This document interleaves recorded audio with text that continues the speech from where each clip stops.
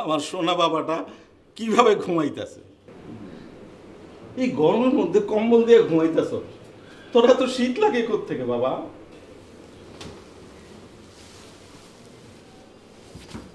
দেখো শোনো, আজকে না তোমার আমেরিকান এমবেসিতে যাওয়ার কথা, ভিসা সংক্রান্ত কি একটা কাজ আছে, তা আজকে যাওয়া না বাবা? 20 মিনিট ঘুমাই নাকি? 20 মিনিট ঘুমাইবা? তো ঘুমা, তো বেশি দেরি করিস না। এমবিসির ব্যাপার তো, ওরা আবার দেরি করলে সমস্যা করতে পারে। উঠে যাস।